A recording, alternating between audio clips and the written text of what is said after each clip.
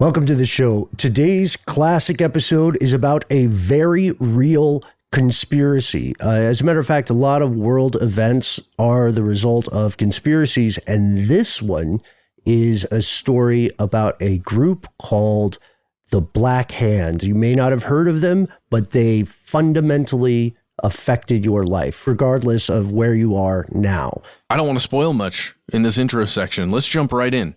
This is a really cool topic. From UFOs to psychic powers and government conspiracies, history is riddled with unexplained events. You can turn back now or learn the stuff they don't want you to know.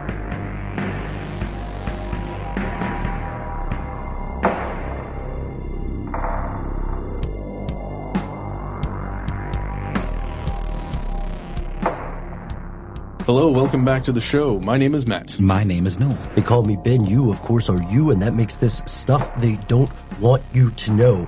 Today, we're delving into a conspiracy, not a conspiracy theory, more than 100 years old, and it's one that still affects the world today. Something that sounds like a story just ripped straight from some kind of Tom Clancy political thriller, but it actually happened. Yeah, in a lot of ways, it's really about this bigger idea that a single person can, for better or worse, actually change the world. It's like what your mom told you, only true. Yeah. It's, so travel back with us, ladies and gentlemen. Welcome to the early 20th century. There are all sorts of dramatic breakthroughs in technology. There are all sorts of fundamentally historic human moments. But unbeknownst to most, the world was inching closer and closer to a deadly global conflict. And it's what we today refer to as World War I. What was World War I, you ask? Well, we shall tell you, starting with the fact that World War I began in July of 1914 and lasted until November of 1918. And during that time, Germany, Austria-Hungary, Bulgaria, and the Ottoman Empire, also known as the Central Powers, fought against Great Britain, France, Russia, Italy, Romania, Japan, and the United States, aka the Allied Powers. And thanks to a lot of this new technology that Ben alluded to earlier, we're talking about trench warfare, mustard gas, all kinds of the types of tank that you could build at that time.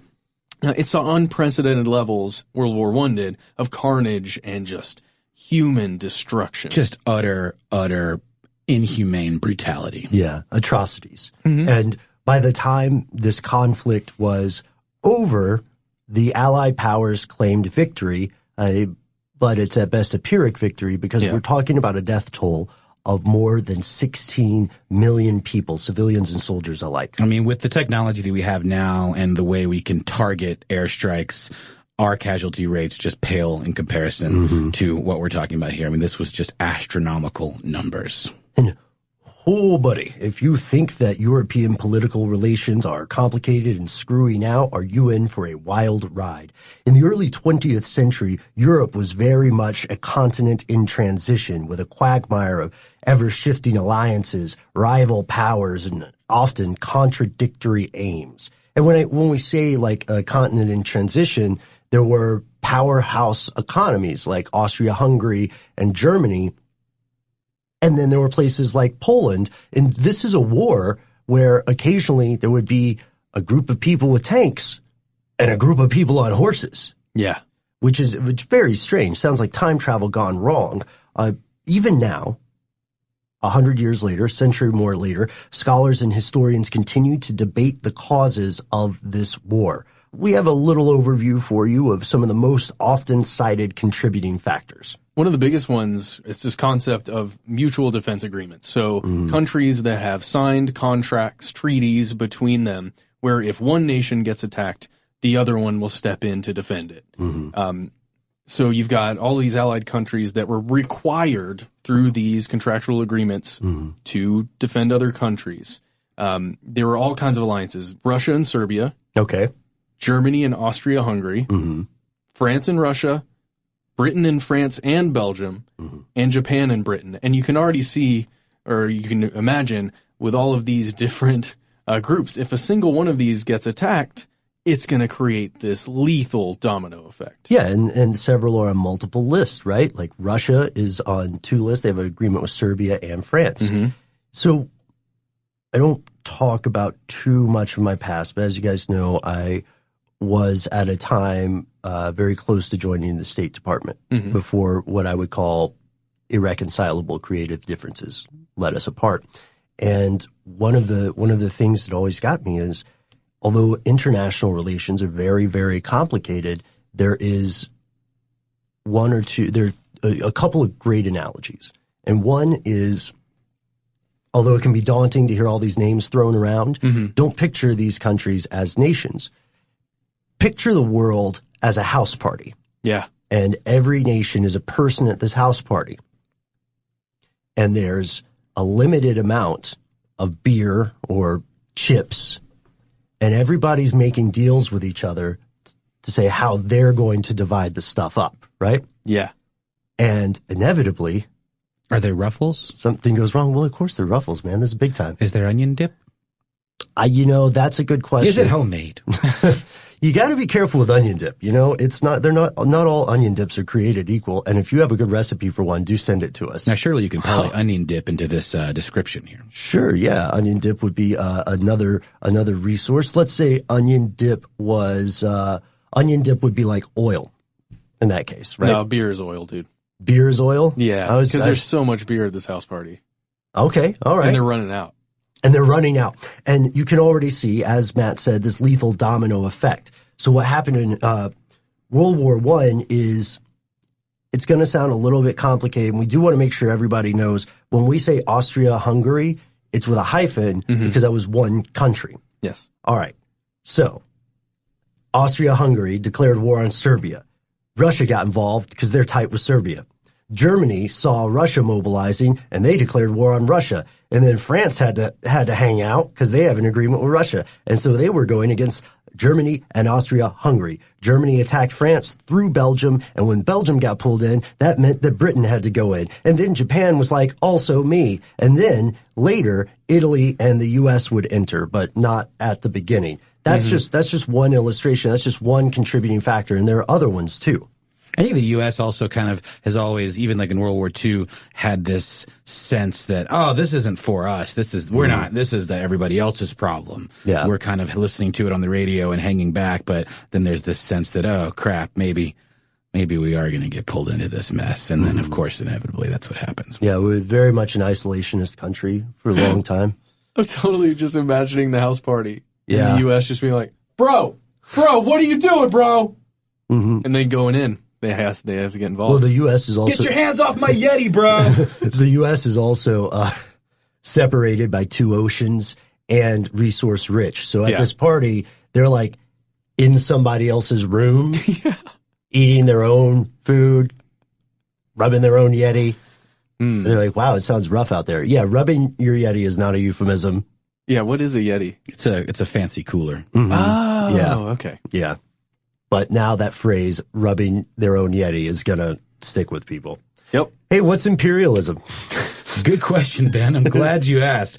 As it turns out, imperialism is a whole lot like a Yeti cooler. Not at all, though. Before World War I, you see, Africa and parts of Asia were points of contention among the European countries. So many European countries, they sought to expand their spheres of influence by building empires. So with the U.S. functioning as an independent entity all on its own in that isolationist way we just described, Europeans were forced to make trade deals with us, the U.S., which at the time and continues to be quite resource rich. This is an important source of natural resources for some of these other countries. So rather than enjoying the advantages of mercantilism, they had to deal. But like with peers. Right. So, Right. In African and Asian societies, however, this meant that they would continue to bear the brunt of brutal colonial actions, resource extraction.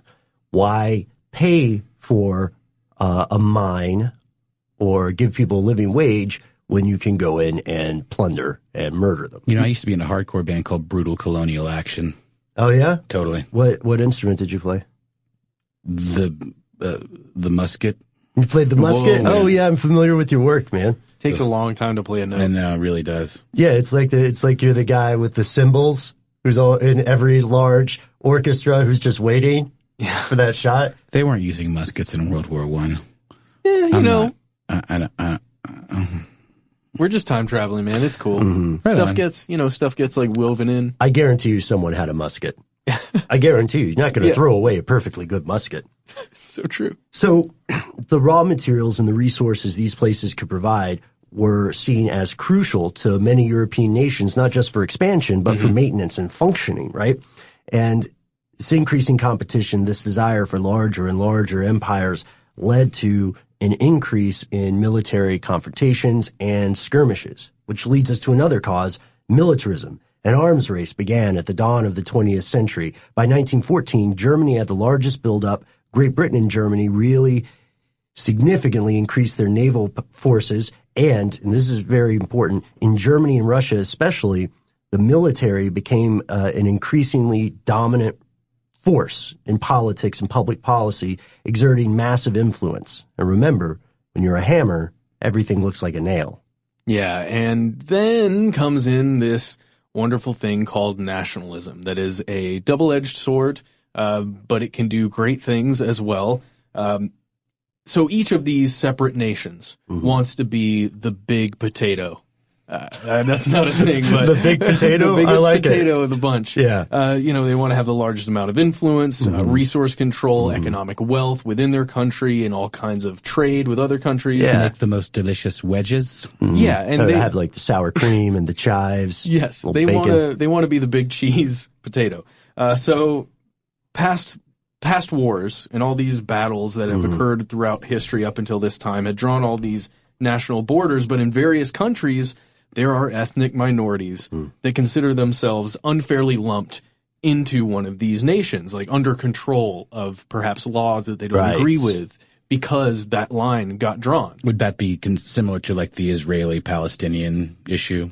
It would be similar because there would be people who in the United Nations, maybe another example would be like the Balkans, but in the United Nations, viewing of a country, it just goes by what everybody else agreed forms the borders of that country. And for instance, in parts of the African continent, the borders were specifically and purposely drawn to separate concentrations of communities or tribes, right? Yeah. And that's where you go. That's where you arrive at things like the war in Rwanda, where the Hutu and the Tutsi had a brutal war. I get that, Ben. That's a great example. It's also kind of like in India, the border regions of India and Pakistan, there's all kinds of conflicts that occur there because of some of these differences. I'll tell you what, though, that ceremony where they close and open the gate is amazing. One of my favorite YouTube things to do. It's 15 minutes long, and it's worth every second.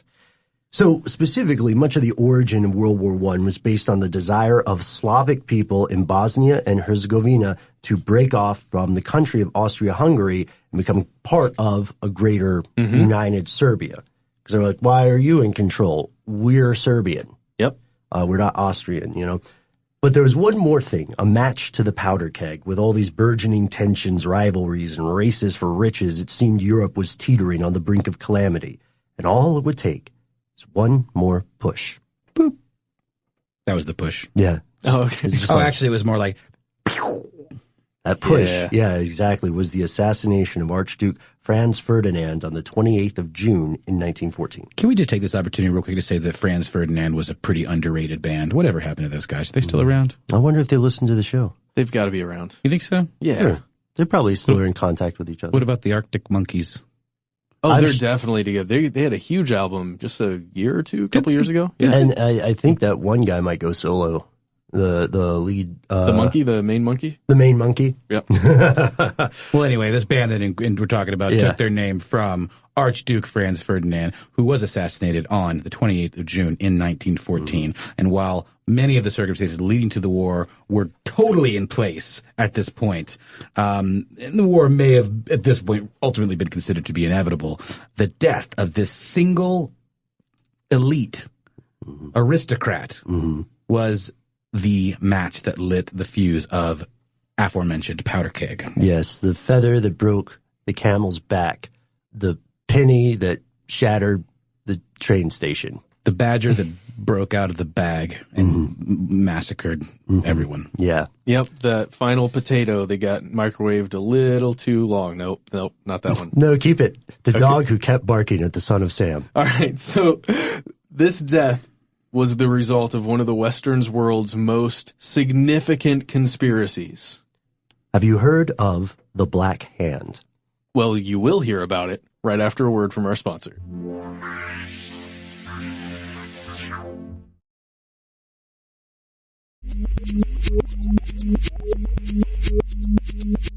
Here's where it gets crazy. The Black Hand, also known as unification or death, was a secret military society formed in May of 1911 by officers in the army of the Kingdom of Serbia. They were hell-bent for leather on uniting all of the territories with a South Slavic majority not ruled by either Serbia or Montenegro. The precursor of this secret group had already assassinated the Serbian royal couple in 1903. Both the Black Hand and its precursor were led by a fellow named Captain Dragutin Dimitrijevic, often called by the codename Apis, which is a god from Egyptian mythology. And I do want to say that none of us are Serbian, so we are not going to pronounce these names as native speakers. Yes. Thank you, Ben. You're correct. So what is this Black Hand conspiracy, although other than sounding like an amazing band name? Well, okay, so then you have to go back to 1911, and that's when this group tried to assassinate Franz Joseph. He was the current, at that time, ruler of Austria-Hungary. This dude, he's an old gentleman, he's in his 80s, and for a couple of reasons, they failed. And then they turned their attention to this dude's heir, who was Franz Ferdinand. Yes, this is a tricky part of history. So, Apis, the captain, the leader of the Black Hand, wanted Franz Ferdinand dead not because he was oppressing the Slavic minority living in his kingdom under his rule, but because he was planning to make important concessions to the South Slavs that he controlled. This would make the Black Hand's dream of a unified Serbia much, much more difficult. Why would you throw a revolution if your home country is making improvements on its own? Yeah, they're just seeing, or they're imagining there are going to be these small incremental moves, right? That it's going to take, I don't know, decades, maybe centuries to get what they want. Let's do it quickly. Pull that Band-Aid off. And the Black Hand was not acting alone. They worked in concert with another group named Narodna Odbrana and its satellite organizations, particularly a group named Young Bosnia. Narodna Odbrana was older and more established, so this gave the Black Hand massive street cred. So by 1914, the conspiracy had enlarged to a membership including hundreds of individuals, many of whom were officers in the Serbian army. They trained guerrilla fighters and taught saboteurs similar in many ways to the way current intelligence agencies train revolutionaries in other countries. And it's not easy to keep an international revolutionary terrorist freedom fighter organization ring secret. It's hard. Takes the work of many. So members had very little knowledge of the overall organization. It was on a need-to-know basis. They would know only the member of their cell and one superior who gave them orders. Yeah, it feels a lot like secret societies that we looked into in the past. Or possibly the way modern-day terrorist cells are operated. Even the government, the military, like you may not know who's functioning. They're called cells because they're self-contained. And they don't have a line to others. They cannot give information that would lead to the capture of anyone outside of their little unit. And they can function independently. So this is a very successful strategy. There's a reason people stick with it. The Serbian government, it seems, was aware of this force, aware of the Black Hand and at least some of its activities, though they may not have known exactly how many people who were supposed to be working for the government were working for the Black Hand. This became a nightmarish time to be a member of the official government because once upon a time, it was politically dangerous to disagree with the Black Hand, like disagreeing with a powerful lobbying group and still wanting to be in politics here. But by 1914, it was physically dangerous because this group saw politically motivated murders as just another tool, like out there with, pamphlets. We distributed some pamphlets and we had to shoot this one guy. Don't worry, we made sure everybody knew it was us. You ever handled a pamphlet, man? Those edges will nick you. Mm-hmm. They are dangerous. Oh, yeah. I'm sure there's a statistic about how many people are grievously injured by pamphlets. Yeah. If not, then just us putting out into the ether will mean that it is now created. Someone's going to write back to us with information about pamphlets. Oh, my gosh, send us a pamphlet about pamphlets. Any pamphlets will do. Send them our way. So it's commonly believed but you better use legitimate postage. Oh, yeah, which we'll get to later in this episode. Yes, we will. So now it is believed that Apis recruited 6 Bosnian Serbs for this assassination attempt, and he was really hoping to exterminate Franz Ferdinand before he improved, like we said, the life of the Serbs in Austria-Hungary. And these 6 men were smuggled across the border in an arrangement similar to that of the famous Underground Railroad. Mm-hmm. And they were trained in bomb making, deployment, and marksmanship. And now, although the prime minister attempted to stop these guys from leaving the country, the official government was largely helpless when attempting to oppose these guys, though the Black Hand in general. And had eaten all of the power structure that existed in the country from within. The Black Hand was like this rot that was occurring. It was a deep state. Yeah. Is a term we would use today, right? Mm-hmm. To this day, scholars don't agree on how sincere the prime minister's efforts were. Was he really, was it really a matter of him having his hands tied, or was he more like Gene Wilder and Willy Wonka going, oh no, stop, help, please, Don't fall in the chocolate. Well, one thing's for sure, the 6 terrorists arrived in Sarajevo and kicked it for a month, waiting for the time to strike, and absolutely nothing was done to stop them. You got to remember, it's a little harder to track human beings at this time, right? Mm-hmm. Just to give a little bit of that, like no GPS. Yeah. And let's look at the day of. So a month passes. One of the terrorists, a fellow named Nedeljko, was the first to act. He threw a bomb at the Archduke's car. There was a guy who was supposed to throw a bomb earlier, but for some reason he didn't do it. Mm-hmm. So he threw the bomb. The Archduke, who was with his pregnant wife at the time, tried to cover her. The driver said some version of like, hot pennies. I don't know. I don't want to curse on the show. And so he slammed on the gas, and the bomb, the guy who threw it forgot that the bomb had a 10-second delay, so it fell off the bumper and hit a car of completely innocent people who happened to be behind the Archduke. Jeez. And this guy Nedeljko had tuberculosis, right? And had already kind of decided this was going to be his last hurrah, total suicide mission. So after throwing the bomb, he swallowed a cyanide pill. And to make certain that he died, he also, this isn't funny, but it's a little intense. It's rough. It's intense. Yeah. He also jumped into a nearby river. Unfortunately, the pill did not work. It only made him sick. And the river he jumped into, because it was a dry season, was only a few centimeters deep. No, that is funny. And so he got dragged out of the river and arrested. Talk about a bad, bad day. Would it have been a better day if he had died? I mean, I don't know. We're splitting hairs here. Bad day for him. Yeah, fair enough. Now imagine you're one of the other conspirators who are trying to take this out, and you're just like, fuck. Well, you just watch all this go down. You watch the bomb bounce, hit another car. Yeah. Other dude grabs a cyanide and then jumps off and then splats into the shallow river. And people pull him out while he's throwing up. And you're just going,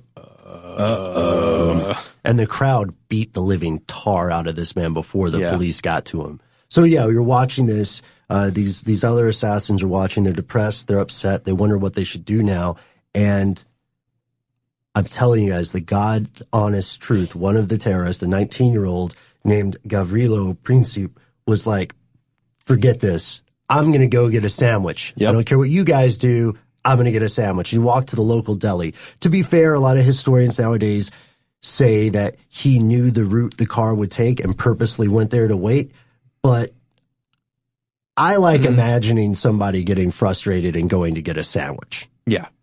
And meanwhile, the Archduke, who is understandably PO'd, insists on continuing his journey, going to the hospital. They want to change the route for safety purposes, but nobody told the driver. Whoa. And to give a shout out to a fellow podcast, when we went to the NYC Podfest, we saw Aaron from Lore do a live reading of an unpublished, he hasn't done this as an episode story, involving this entire fiasco and a haunted car. Man, I hope he releases that, because that was the coolest story he told that night. Yeah. But yeah, so on to further debacle. So no one told the driver about the change in the plan. The bodyguard told the driver, and the driver decided to turn around.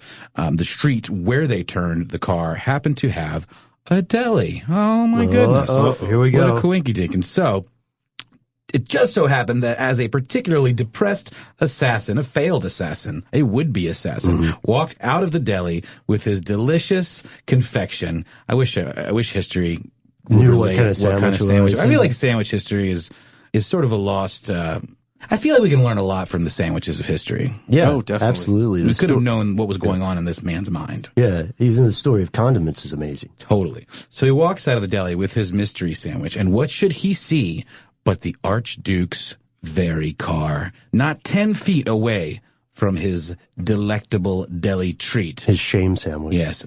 The car was, at this point, stopping and attempting to reverse directly in front of him. Mm-hmm. So what happened next, Matt? Yeah, that's when he pulled out his gun and he fired 2 times. One, the first shot hit Archduke. It hit him in his neck. Mm-hmm. In his jugular. Yep. So he was going to be done. And the second one hit the Archduke's pregnant wife in her stomach. And just to go back to the lore thing, and a big part of this guy's stories is the unreliable narrator. So part of this, the point of the story as he told it wasn't clear if everything was true. But I like this detail, the idea that this kid basically blind fired into a crowd and managed to pop off these 2 deadly shots. And he attempted to swallow a cyanide pill as well. This one also did not work. Where are they getting these cyanide pills? From a person who's really bad at making cyanide pills. Yeah, seriously. At discount cyanide store. So as he raised his gun to his temple, the deed was done. Sic semper tyrannis and all that. So he's ready to take his own life, but authorities intervened, arrested him before he could shoot himself. Imagine a hand grabbing the wrist, and now it just fires into the air. And they, of course, beat the ever-loving Christ out of the guy. But they kept him alive, and they kept him in jail. And that's when we saw the immediate aftermath. Things escalated. This is when you start to see the conspiracy begin to be exposed to the authorities, or at least officially, and the right people are starting to see it. The inevitable events were all set in motion. So Germany and Austria-Hungary demanded a massive investigation into what exactly happened, how did this happen, and who was involved. And the Serbian prime minister gave 0, since we're a family show, I'll say francs. Yep, 0 francs. He gave 0 francs about it. He literally told them that not only did he not know anything about this plot, but that, quote, nothing had been done so far, and the matter did not concern the Serbian government. Ooh. Germany asked Russia to intercede. Russia was like, Nah. Yeah. So then, on 23rd of July, Austria-Hungary issued a letter with 10 demands to ensure the destruction of the anti-Austrian network in Serbia. This document became known as the July Ultimatum, and here are a few choice excerpts. So they cited earlier international agreements respecting sovereignty and peaceful relations. They also gave Serbia 48 hours to respond, so they put a clock on that biz. And then Serbia accepted all but one demand, which was to allow Austrian military investigators into Serbian territories. But it turns out there was another conspiracy at play here. Austria, you see, Austria-Hungary, had absolutely no intention of accepting anything. They were set to reject whatever response Serbia gave, and they were doing this because Germany wanted a full-scale war, and this was the perfect opportunity. On July 28th, Austria-Hungary declared war. Hold on, you're saying Germany wanted to start a world war? History's long. It is indeed. Why don't we hear a quick word from our sponsor?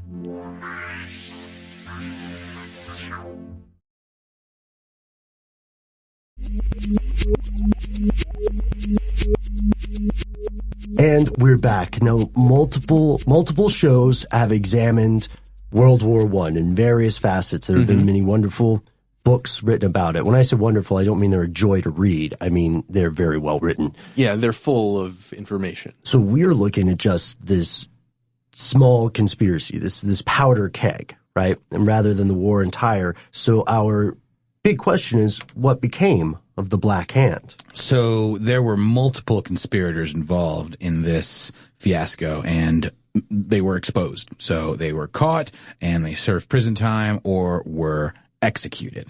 So then towards the end of 1916, the Prime Minister of Serbia decided the hand had outlived its usefulness and resolved to destroy the organization. Yeah, but it seems like such a difficult thing to do once all of those tendrils have been released and the cells exist separately, right? Mm-hmm. Yeah, I mean, you can cut off the head, you can cut off one head of a multi-headed monster and, send a message. Hail Hydra. Ooh.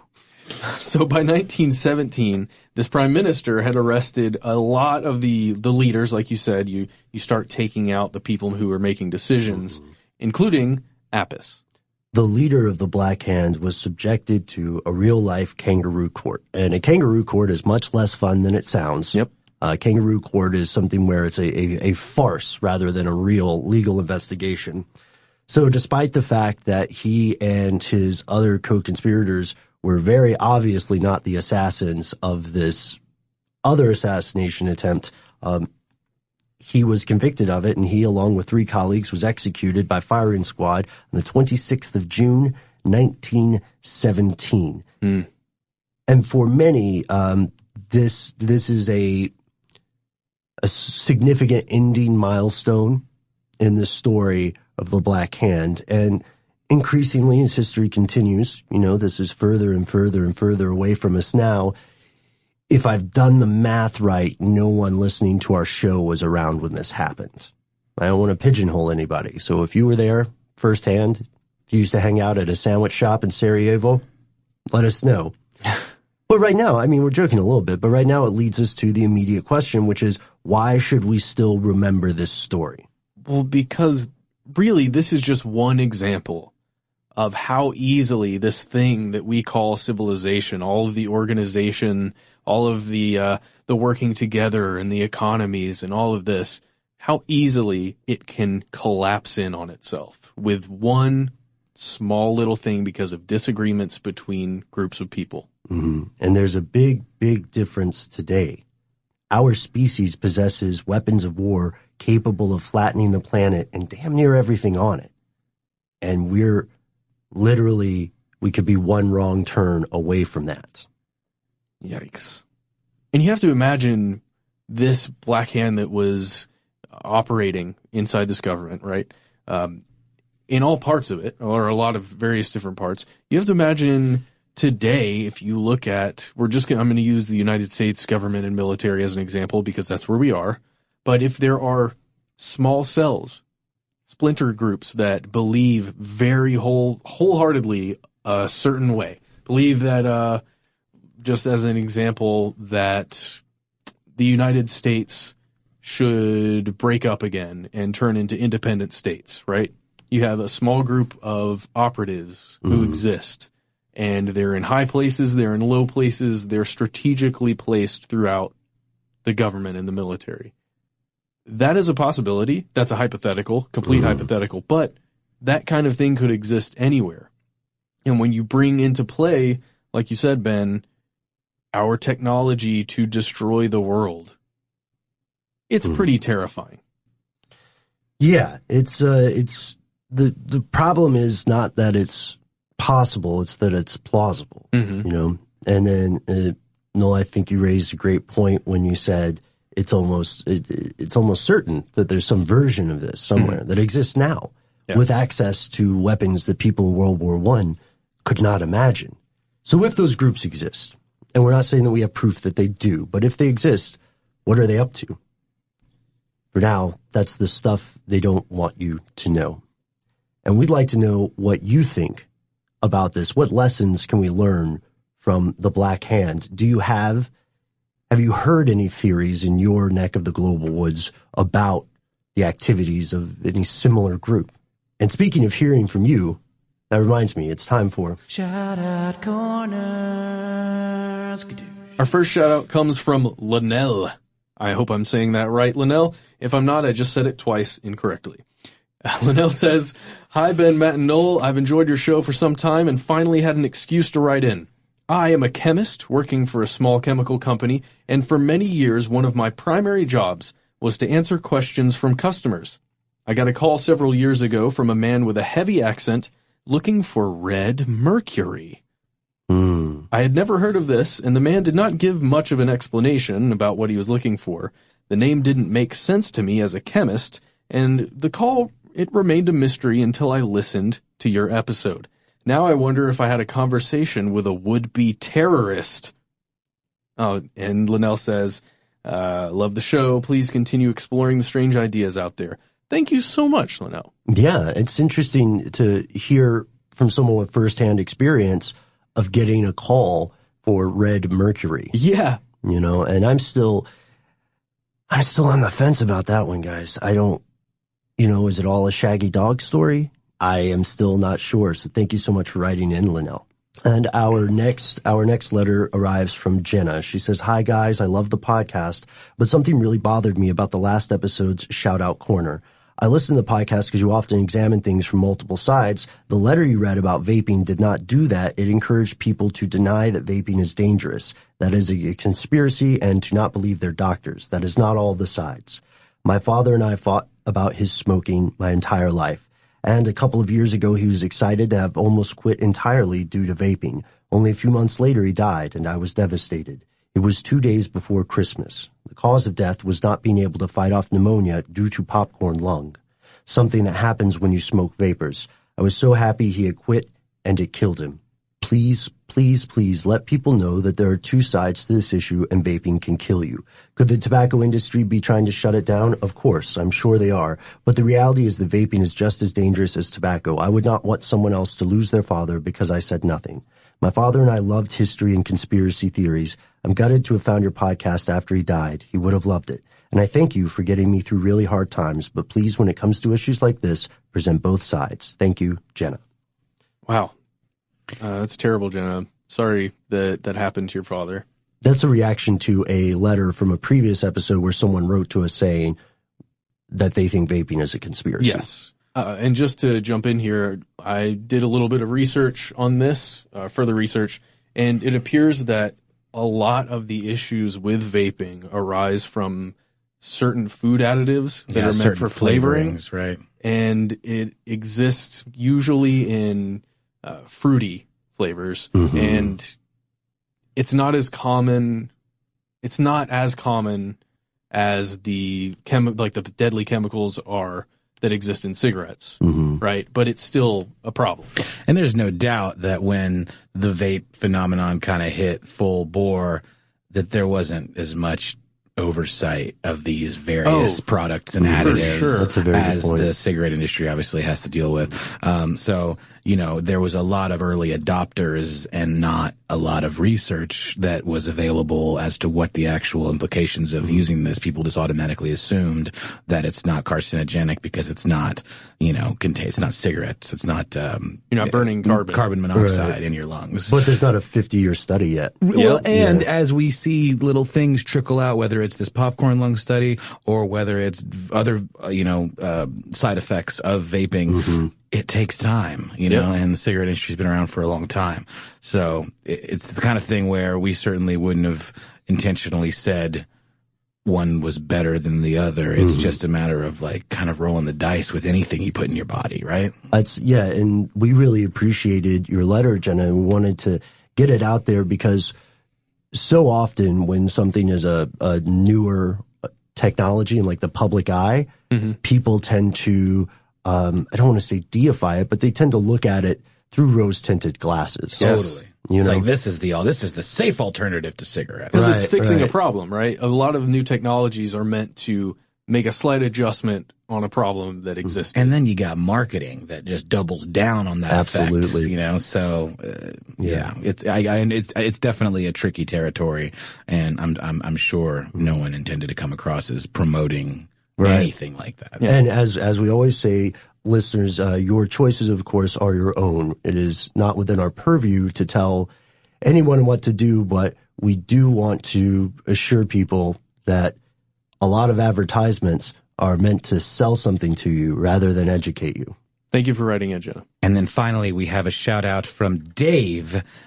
He says, in your episode about Red Mercury, you guys wondered why bother to make fake stamps. Yes. Oh, Dave, my hero. Tell me about this. What is the profit margin in that? Well, aside from use on postage, mass mailings, stamps were once used as a cash substitute. I personally prefer seashells. That's me, Noel Brown talking, not Dave. Accepted by a lot of mail order concerns for low dollar transactions. Oh, okay. You know, that's funny. That makes sense. Yeah. I can see that. And I think It's I've heard mail that order. before. They I think could I've just heard use the that stamps. before. Yeah, totally. That's cool. So, then, in a letter to the New York Times on October 10th of 1862, Postmaster James Wakefield stated that Congress had authorized, quote, postal currency to be issued through the Treasury Department, which later evolved into postal money orders. So at first, postal currency was issued in set dollar amounts, and it was common to use stamps to make up the cents. In addition, the Treasury did not provide the post office with sufficient notes for the need, although the postmaster noted that postage stamps are made available for the prepayment of postage only. There were few options. So this unauthorized use led to the trade of postage stamps, even though their only endpoint, redemption, came when used to mail a letter or package. Interesting. And that's why you should all use stamps.com to mail your letters or packages. We use it around here. Boy, do we That ever. was also Noel Brown at the end. That wasn't Dave. Boy, do we ever. So a black market for stamps, right, with the this is all Dave. Back to Dave. I'm speaking as Dave, channeling Dave. A black market for stamps with the cancellation stamp washed off developed both for trade and for postage, being used until they were too damaged or dirty.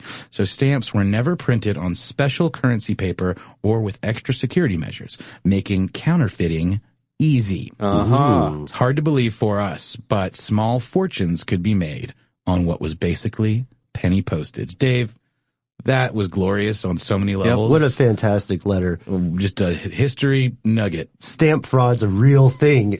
There's a stamp tycoon out there. That's why you should use stampfraud.com for all your postal fraudulent postage needs. I really want to know what Dave does for a living. He teaches people amazing facts. That's true. Thank you very much to Dave, Jenna, and Linnell. This concludes our... And if you want to be like... And that's the end of this classic episode. If you have any thoughts or questions about this episode, you can get into contact with us in a number of different ways. One of the best is to give us a call. Our number is 1-833-STDWYTK. If you don't want to do that, you can send us a good old-fashioned email. Stuff They Don't Want You to Know is a production of iHeartRadio. For more podcasts from iHeartRadio, visit the iHeartRadio app, Apple Podcasts, or wherever you listen to your favorite shows.